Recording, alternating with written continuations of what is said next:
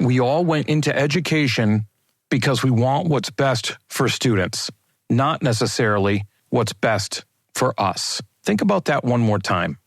Best for students, not necessarily what's best for us. So oftentimes we put in the hours, we put in the work, and we put off making sure things are efficient for us as long as they don't hinder student progress. Hey, this is Dr. Jones, host of the podcast Seeing to Lead, a podcast designed to help educators and leaders with the issues they face every day. This week, I talked to Priten Shah. He's the author of AI and the Future of Education, Teaching in the Age of Artificial Intelligence. Now, back to what I said about what's best for students, not necessarily what's best for us. We talk about AI now being part of society and coming onto the scene in education. Well, here's a news flash for you that Priten explains really well. AI isn't new. It's been with us. It's just now more prolific. The good thing, though, is that AI can be used to lighten the burden on teachers so that they can show up in a better state to provide improved environments for students, social emotional awareness, and well-being. You see,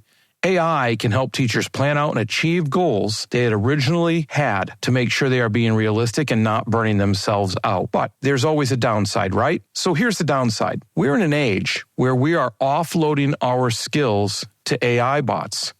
We do it all the time with our smartphones. We do it all the time with our computers. So how do we help students be successful in this age, except to teach them the human side of skills, except to teach them to use AI in service of their skills instead of in lieu of their skills? Look, you're going to love this conversation I have with Priten because he actually addresses that in his book and in his discussion about the ethical side of AI. Because when it comes to it, it's about students, the original reason we got into education. So AI is here. How can we use it in education to promote the growth and success of students instead of trying to lock it away, encouraging them to break the rules, making more work for ourselves, and falling short on that original goal of doing what's best for students? So look, after you gain all the value I know you're going to gain out of this show, do me a favor, hit subscribe,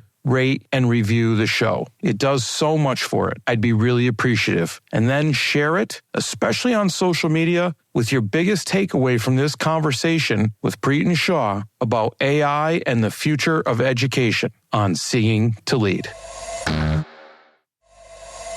I find that the argument that a lot of education is outdated to be cheap. I find it to be not like someone, it often comes from folks who think the role of education is very career oriented, have a very particular view of what ought to be the aims of education. But I'm sitting here pretty reassured that the kinds of things we want for our students are still the same. The kinds of topics we want to teach them ought to be the same. The kinds of people we want them to be is still the same. And that the parts that might be getting outdated are our tools. And that as technology evolves and we have more tools at our disposal, we ought to update that to best serve those same aims. Dr. Chris Jones here, and welcome to Seeing to Lead, a show designed to help leaders increase their ability to effectively support, engage, and empower their staff through intentional practices so that they create an environment where everyone reaches their greatest level of success. On Seeing to Lead, communication rules the day as we hear voices from both teachers and leaders in an effort to examine perspectives, highlight misunderstandings, and provide steps to ultimately bridge the gap between what teachers need and provide through thoughtful dialogue. This show is about amplifying voices, creating understanding, and providing information to help everyone continually improve. I want to personally thank you for taking the time. Now, let's get to getting better. Priten Shah is an education entrepreneur and the author of AI and the Future of Education, Teaching in the Age of Artificial Intelligence. He is the founder of Pedagogy.Cloud, an educational consulting firm that supports educators in K-12 schools, higher education, and the nonprofit sector to adapt to the increasing capabilities of AI. Priten is also the founder of the civic-focused nonprofit United for Social Change. He has a bachelor's in philosophy and a master's in education policy from Harvard University. Personally, I'm excited to welcome Priten to Seeing to Lead today because the topic of AI is huge. And his recent book covers in depth what I consider to be the biggest conversation we should be having around AI. How can we use it in education to promote the growth and success of students? And folks, if you haven't picked up a copy of this book yet, you really have to. I'm really happy I did. I thoroughly enjoyed it, and it really provides the nuts and bolts that we're always looking for to help teachers be more successful with students in the classroom. So all of that said, Priten, welcome to the show. Thank you for having me. You know, in your book, fairly early on, you talk about the idea of education and education being outdated. Well, that's kind of been an argument going back and forth about the industrial model versus what students need now. But now with AI, some say that argument might even be more important to be having. What are your thoughts around that with AI now being where it's at? Yeah, this is one where I think I side with the philosophers more than the technologists. And I find that the argument that a lot of education is outdated to be cheap. I find it to be not like someone, it often comes from folks who think the role of education is very career oriented, have a very particular view of what ought to be the aims of education. But I'm sitting here pretty reassured that the kinds of things we want for our students are still the same. The kinds of topics we want to teach them ought to be the same. The kinds of people we want them to be is still the same. And that the parts that might be getting outdated and that as technology evolves and we have more tools at our disposal, we ought to update that to best serve those same aims. But when people say education is outdated, that's not what they mean. They're trying to tell you that the content you're teaching is no longer relevant, or that we should refocus our schools to be little pods where everybody's learning how to use a chatbot so they can go use it in their careers later. And those folks I vehemently disagree with, and I'm happy to talk about it, but I'll bear for now. Yeah.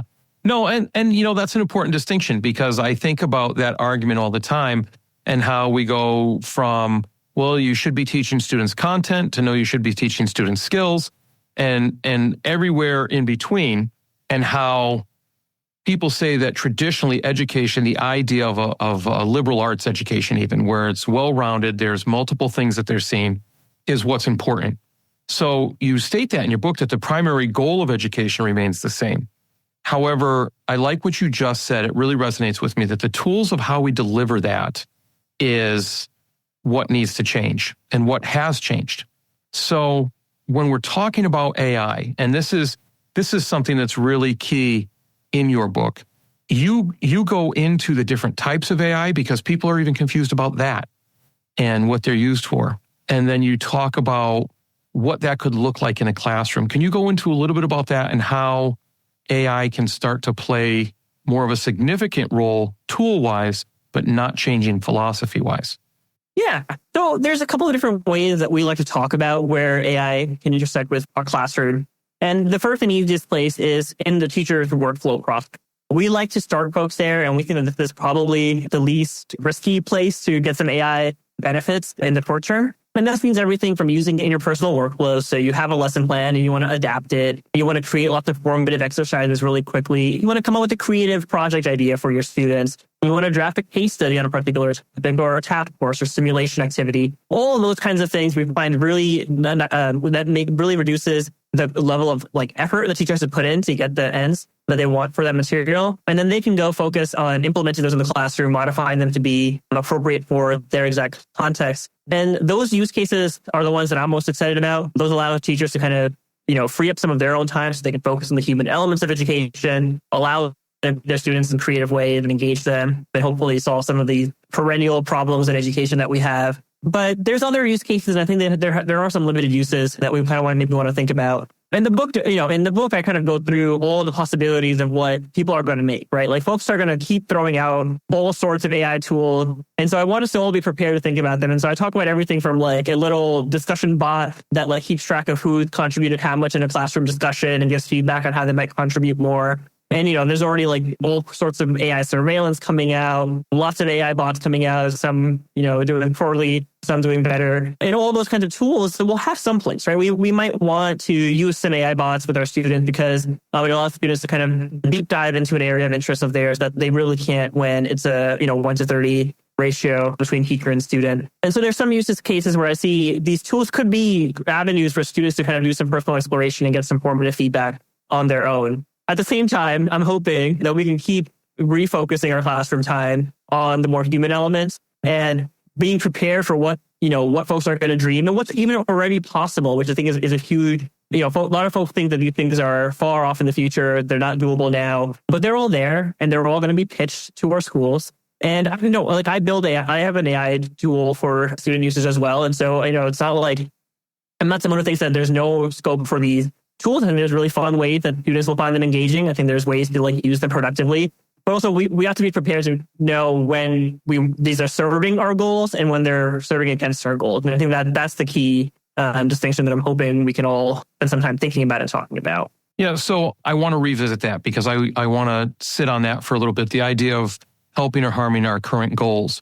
But one of the things you said really stuck out to me. So AI, now somebody my age, you're quite younger than me, somebody my age hears AI, artificial intelligence, and we're like, Terminator, oh my God. And so that's a very real fear with the ethics that play into that. But now it almost sounded, with that said, AI makes us think of moving away from the humanistic pieces. But you're saying something different. You're saying that AI could actually help us with the humanistic aspect of education. And that to me speaks to social emotional learning and how we could put more of our focus on that while not losing academics. So it doesn't become an either or, it becomes an and. Am I getting that right for you?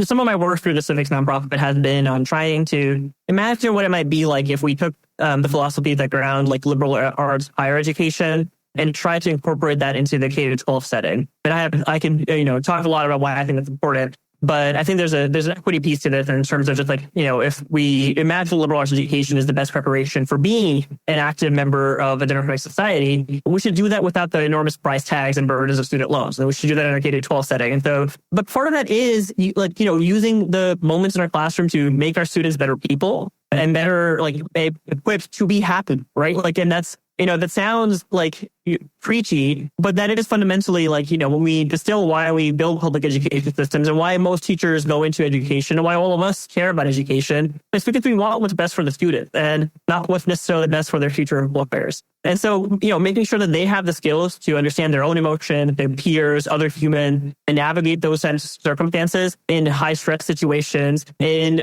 really low stakes situations, and all of them is important. And I think that's maybe more fundamental to what I think most folks will think about when they think about why do we want to school our children? That is pretty high on the list, I think, of folks' deep down concerns and wants. And so I'm hoping that these AI tools can help us do some of that. And so a big part can just be allowing our teachers to feel less burdened, right? And that alone makes them more equipped to show up for their student, to be there, to empathize, not feel burnt out. Because at the end of the day, the teacher's own emotional state will dramatically change how much they can show up and provide that human element to their students in the classroom. So that's why I'm excited about seeing, okay, what are the ways we can talk about these AI tools that can help alleviate some of the burdens that our schooling system has created. Now, I don't think that AI is going to be our the one solution to all our problems for teacher burnout.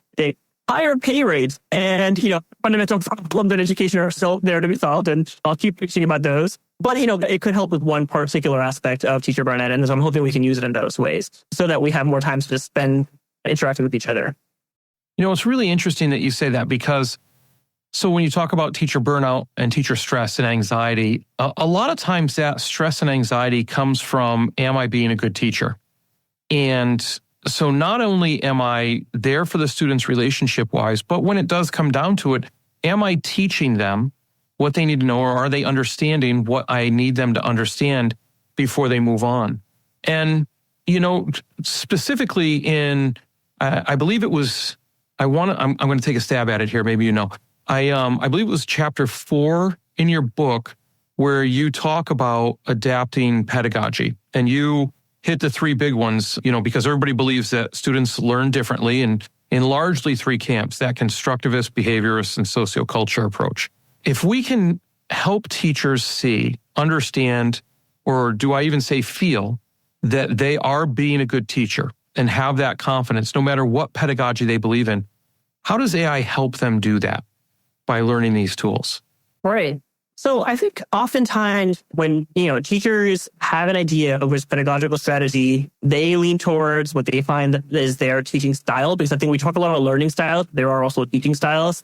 and there are ways that you find yourself to be most effective in the classroom. And then the context of your individual students and your school setting, you kind of have an intuitive response to, okay, this would work in my school setting. There's some folks who say, okay, look, like my students don't have the skills to, or the time outside of the classroom, maybe use project-based learning, and I don't have the resources in my school to create that kind of time to really tailor the pedagogical approach to center on project-based learning. And there are ways to get around that, but just like that might be someone's intuitive response to when they read about some strategies. But the great thing about AI tools is it can be that sounding board. And that's what I try to encourage teachers to use in the short term is, put in a lesson plan you have. Say you might want to modify this to be project-based learning, and say you have a classroom of 30 students with only 45 minutes, 3 times a week, and see what it comes up with. And those kinds of ways, I think will help our teachers achieve the goals that they have already set for themselves, create AI, regardless of what kinds of changes society is going through because of AI, and now use these tools to kind of, meet those goals of their own that they have already decided are good ones to pursue in light of what their students' needs are and their own styles. And then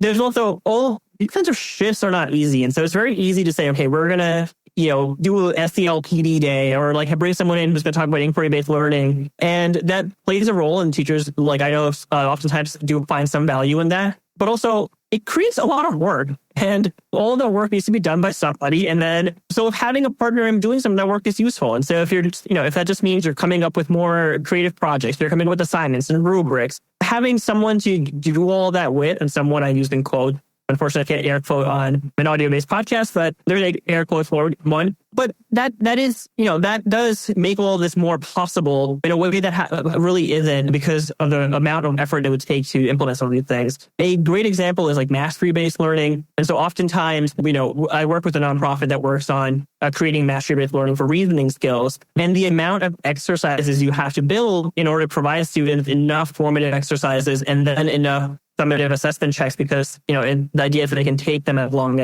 as many assessments as they want until they show mastery.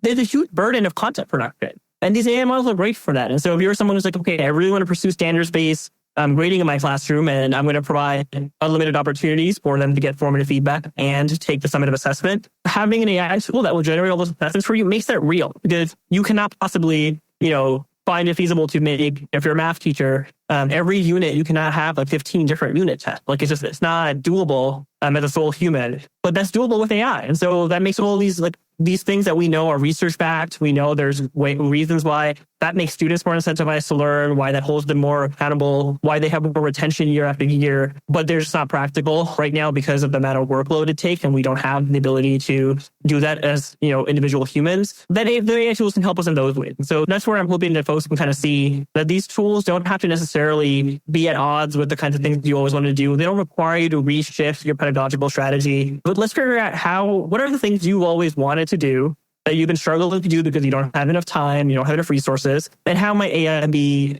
helpful in that way? And then we start seeing folks kind of open up and see, okay, this is not the scary determinator, but this is a tool like any other that I've already used, but maybe one with a little bit more power than the ones that I had access to. So, and I mean, that's a fantastic explanation about how it helps teachers with efficiency. It helps teachers even, I would say, lean into their beliefs and their pedagogical beliefs and practices more to a degree that they aren't able to. So that would lower that level of frustration. But one of the things when going through your book, you talked about, it's about knowledge, skills, and mindsets. So to me, the mindsets piece is huge. So as a leader of a school, I have the ability through our scheduling process, I have the ability to grab time and set time aside to help teachers with this, help staff members with this. How do I, as a leader, change the mindsets of my staff? Do you have any practical ways to do that so that they do grasp onto this, start to play with it a little bit, start to practice with it a little bit? I mean, you talk about, you offer a fantastic thing. Just another one great part of your book is that you offer examples and you have a database of prompts. And one of the exit tickets, yes, folks, he's got exit tickets in his book. One of the exit tickets after the chapter is that you tell people to play around with it, join one of these generative AI sites, practice with their prompts, and keep a database of the prompts that work for future use. So that's all great. How do I get somebody to start doing that as a leader? Yeah. And, we do in-school PDs. And so the problem that we think about, and it honestly has shifted as time has gone on and like folks' narratives around it have shifted. When we initially started being asked to do in-school PD, a lot of the focus is like start with the pain point, which is plagiarism. That gets the folks' interest really quickly. Most teachers are struggling with figuring out what is doable by these AI bots outside of the classroom. It's just starting with, okay, look, like regardless of how you feel about it, what tools you want to use or not use, your students are using. So, that starting there often gets those folks to at least pay attention and see what's people with the tools, how are students using it or misusing it. And then that conversation naturally lends to how might you use it in a productive way once you start to see that students, that it is a pretty powerful tool. So I think that's an important starting place, is to say, starting with we're past the choice of like, oh, do I bring this tool into my classroom because our students are bringing it in, whether we know it or not. The second piece of this is, and this is where I think there's some fad nature to the AI topic. And so, everybody is trying to figure out how can we, put AI in this tool, in this process, in this, project. And some of that will fizzle away. We won't necessarily need everything to be AI-based forever, because hopefully we recenter some of our aims. But there are larger implications to AI in the real world. And so I think helping teachers see how major careers are shifting in the last 2 years, careers that are sometimes normally not quick to shift, like medicine and law, how they're already adapting to the world of AI. Seeing, there's a great New York Times article today about how white-collar jobs are going to shift dramatically in the next few years as AI continues to grow. And there's lots of literature coming out about how the world will look different. And we're already starting to see that, right? So we already hear from lots of employees that they're either using it and their employers don't know, and so that's making their lives more efficient. Or you're seeing folks say that, well, my employer is hiring for an AI role, or my employer is in fact providing us training so that we can all be more efficient in the AI space. So that helps folks start to see that, okay, there's some career reasons why this is important. And then we can talk about the scary parts of AI, and there are scary parts. So maybe it's not Terminator, but, it gets pretty close when you start thinking about, the kinds of dangers it presents. And so when you talk about the principal who had a fake audio generated of their voice saying something inappropriate, so we talk about deep fakes and how that might be used for cyberbullying and how that might be used during election campaigns for misinformation, then teachers start to see that, okay, this is not even just about cheating. There are larger dangers to our students if they don't know how to navigate this era. We want to make sure that they're not misusing it to bully, and we want to make sure that they're consumers of this technology that are critical. And so when they see a video on the internet, they don't have the resources to navigate that media literacy that we've always been teaching them, but with a new element of how does AI change that space? And I think having those conversations about, okay, there's dangers that these technologies pose to our students that are much more stark than whether or not they're cheating on a homework assignment. And we need to make sure that they're equipped to navigate those and have the resources to do those. Then we start to see teachers say, okay, well, tell me more about how this is happening, how they might do this, how I can help students build that literacy. And that's first, that mindset shift. This is not just, let's talk about the cool new chatbot that can do your essay for you, but there are larger societal implications from this technology. Supporting your teachers and students seems to be a struggle. They just don't seem to be engaged. You wish they would take more responsibility for their learning and culture of the building, but they just don't seem to be empowered enough to do it. So, my question is, have you checked out the book Seeing to Lead yet? It's all about creating a true educational experience where learning, growth, leadership, and community take center stage. Full of strategies and resources, Seeing to Lead is about attaining that goal by employing a model that supports, engages, and empowers all individuals to become leaders themselves. Pick up a copy today at seeingtolead.com. That's seeingtolead.com. Remember, you don't become a leader and then decide you need to support and recognize others more than yourself. It is the moment you realize it's about supporting and recognizing others that you become a leader. seeingtolead.com. So it's even about, and I mean, the idea that really hammers it home is if you want to help students, we have to address this and adapt to it rather than try and lock it in a box, because we're never going to lock it in a box. And in reality, students are going to be dealing with this. I mean, it reminds me of the cell phone argument about how damaging cell phones are to students through addiction and so forth. But people that just lock out the idea of a cell phone, well, that's not reality when the students leave the walls of the school. So it's not a far leap to think about AI being the same thing. It makes me think of something you said, or that was a deeper explanation, I think, of something you said before we hit record, is that even if teachers aren't going to use AI, they need to know about it. And so, that goes to the heart of navigating this era with deep fakes, with the idea of we need to double down on having students that leave our schools with a stronger ability to analyze pieces of information and have enough background knowledge or depth of knowledge to at least begin to question that, so that they don't just get taken, is probably a wrong phrase, but get taken by these different things. No, and I think this is where, it was just starting to paint the picture of where the technology is today and how prevalent it is amongst all the tools that students are using. So, from beginning of the school year to the end of the school year, we saw a dramatic shift in how much AI was available to students. And so iPhone apps came out, Instagram, WhatsApp, Facebook all integrated their AI within the apps themselves. Snapchat had their app already last year, but student usage went up. You started to see new abilities of your ability to screen share with the AI tool. Apple announced that every single iPhone and Mac device in the country will have its AI built in the fall. And so there is no getting around it. There's no figuring out how do we ban it or how do we, just ignore it, because it is everywhere now. It's not just going to be everywhere. It is everywhere. So making sure that students have the skills to navigate that is really important. And they need to know, how much can they rely on and not rely on it. And, we talk about this, and this is a topic that comes up quite a bit, especially in the circles of philosophers that I tend to hang out with. And we talk about, the offloading our skills to these bots, right? And so we saw this with calculators, and our basic mathematical skills have gone down dramatically. So most of us, when we're sitting at the dining table, will pull out a calculator to calculate tip, when maybe, 20 years ago, that would have been mental math that most of us had done pretty easily. Although the tip percentage has gone up to the point that 20% makes it a little bit easy. But right, most to still take out their calculator to do that basic arithmetic, or what was considered basic arithmetic in the past. GPS devices, our ability for spatial reasoning and awareness have gone substantially down. And so the number of times that if my GPS is not on and I couldn't even get to my parents' home from here, which is, would have been a very easy distance normally, those kinds of reductions in our ability to do things is already, we know that happens when technology is introduced.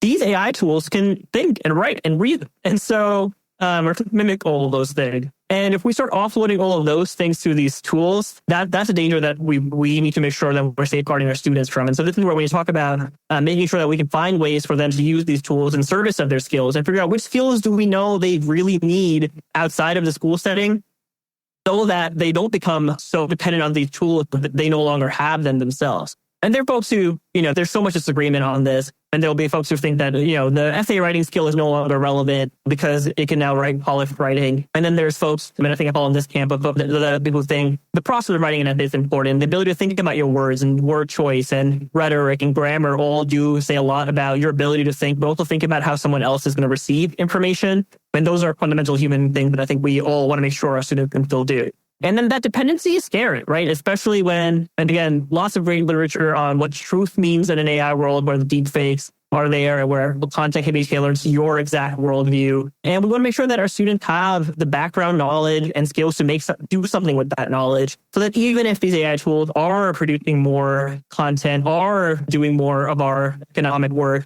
that they know when to chime in as a human and say, okay, the ethics of this is wrong, or the harm this is causing is not worth it. Those kinds of things are fundamentally human decisions and human calls, and they need the skills to kind of navigate that. So I know I was on my soapbox for a little bit, but hope, those are the kinds of things I'm hoping both to sort of see that these are the kinds of conversations that we need to have about how do we, chime into those goals. And I don't think those skills are very different than the ones we already want our students to walk away with. It makes me think of AI in service to the student instead of in lieu of, or in service to the skills instead of in lieu of. And that's because if you don't handle it, that's when you run into the ethical issues. But, in your book, so I just want to turn this over to you, because as I keep mentioning different things in your book, I always fear that I may be missing something, because you talk about ethics, you talk about professional development for teachers, you talk about adapting and growing and how to teach students about it. What do you think was the most impactful part or most important part of the book as you wrote it and published it? Yeah, Ooh, that's a great question. I don't think I've been asked that one before. So I think that the ethical considerations chapter is my favorite chapter. And I think that the reason is because I think it kind of like, it's almost like the first chapter folks ought to walk away knowing the best. It doesn't make sense without everything else, and hence why it shows up later in the book. But that's not about priorities. That's more about, scaffolding the learning. That's for the reader. But the ethics chapter, I think, kind of outlines some of my biggest concerns when it comes to specific concerns about education. And I think that those are the ones that we need to be really proactive about. And so I'm worried about what this does for achievement gaps across the country. I'm worried about what the existing digital divide means for how these tools are implemented across the country and what access students have to them. And I'm worried about giving up too much of our students' information and privacy in service of what may not really be much. And so figuring out the right balance here is a dilemma that I think we'll all have to navigate as these tools become more powerful. But what I tell folks is that the more powerful these tools are, the more data they will need on the individual user. And so, and there will be benefits sometimes that we will decide are worth it for our students, for ourselves as teachers, or even as individual consumers. And then there will be times where we'll have to decide that no, giving up my private information is not worth what I'm getting in return. And we do some of that already, right? So we decided that, giving up all our data to Facebook is worth it because we get to stay in touch with long lost friends and family. And so we're okay posting all of that publicly, or at least, within some sort of protected framework.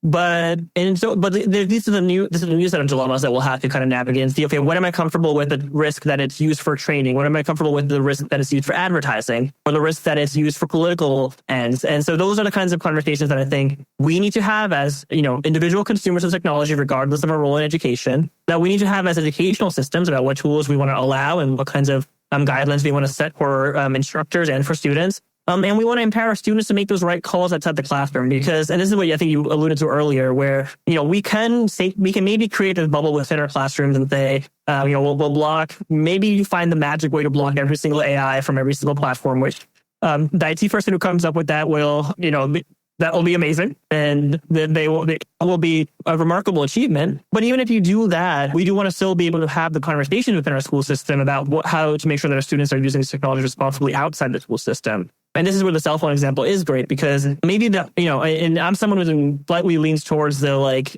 banning of student cell phone and providing alternative tech to use in schools when resources and logistics allow. But not at the expense of also helping them navigate those decisions on their own, right? So there's scaffolding that we can do as educational systems about which tools we allow and where we start. But the ultimate goal is, can you navigate the Wild West, right? Like that has to continue to be the ultimate goal. It can't be, can you navigate the bubble and only the bubble? But can the bubble help you navigate the Wild West is how I hope we can start thinking about both the cell phone debate, but definitely the AI debate. No, and thank you for that. The ethics chapter definitely rang true to me because they are considerations and they are things that people are legitimately worried about. And it's easy to say, oh, you're just a stick in the mud and you don't want to move forward. But they are very serious things that we need to think about as we move forward. But and you talked about the chapters weren't in order of importance, but they were to scaffold. And that's another piece of this book that you wrote is it's scaffolded. I found myself going through it. You start right off at the bat, explaining the different types, how we can talk to teachers about it, how we can talk to students about it. It's just really helpful. So again, I have to tell my listeners, and I'm going to say this a couple of times, but AI in the future of education, teaching in the age of artificial intelligence is really something you need to pick up. I'm going to be offering a book study with it to my faculty when they come back this next year. I was just really impressed with the amount of resources, the way it's laid out, and the usefulness, I guess, is a word that comes to mind. Oftentimes we read these books in their bigger picture, and I know it's difficult in like a 35-minute podcast episode to dive into it, but it's really worth the read. So I really appreciate being able to connect with you and get through that book. But I was just saying I appreciate that. It sounds like it's job because I think I would have, the big questions are important, but I think the goal was, can you pick this up and make sense of it for your classroom, on September 1st? And so I'm glad it's yeah, sorry. No, that's fine. I heard something one time. I was sitting in a workshop and it was a smaller offsite workshop for like an administrative group. And we had an individual come in that was going to work with us for 2 days, which is kind of a tall order for a PD provider to come in for a group of admins. And the first thing he did is he went around the room and asked, what we hope to get out of the day. And one of the first ones, I'm so glad it wasn't me because it was going to be my answer, but one of the first admins said, I want to learn one, maybe two things I can take back and utilize. And his response to that individual was like, really, that's where your bar is? Just one or two things you can utilize and the rest is talk? We're here for 2 days.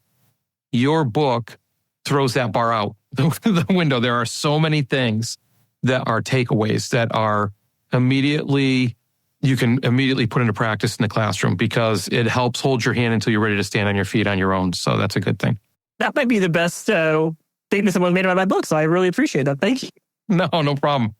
So like I said, we are limited by time for 35 minutes or so, and it's tough to get in the book, but that's why I wanted to make sure to reiterate that people need to go out and get this and explain or lead by example that I'm actually using it with my faculty. So I do ask 2 questions of everybody at the end of the podcast, and we're getting to the end, so I'll just jump right into those. And one of them is, you're in an educational service field. You're right there. If you weren't in education, who, not what would you be?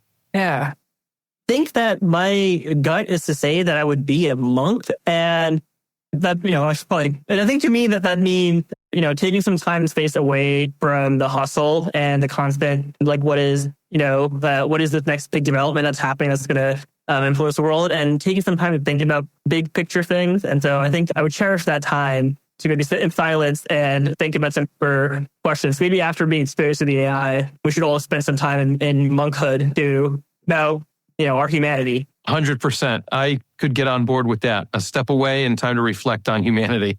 So through all this, with your book, with your current experiences, what's the most important piece of advice you would give to leaders as they work to better support, engage, and empower those they serve? Yeah, I think everybody taking a collective deep breath ought to be like common practice. Maybe this is a monkhood coming out, but I think just like remembering that this is scary if it's scary for you, that's totally reasonable. And it's definitely scary for those you're leading in your school systems, students and educators. And recognizing that fear and that anxiety, I think, makes everybody feel heard and seen. And that's a fundamentally good human thing to do, but also helps us kind of all brace ourselves for the kind of changes that developments are going to keep coming out, and expecting that we will all feel confident or comfortable with the material tonight, in a month, in 6 months is unrealistic. And setting those unrealistic bars for ourselves and our educators it does a disservice. And so I think everybody recognizing that there will always be a lot to learn when it comes to AI. This stuff will keep moving as fast as it has. It's not going to plateau. It's not going to slow down.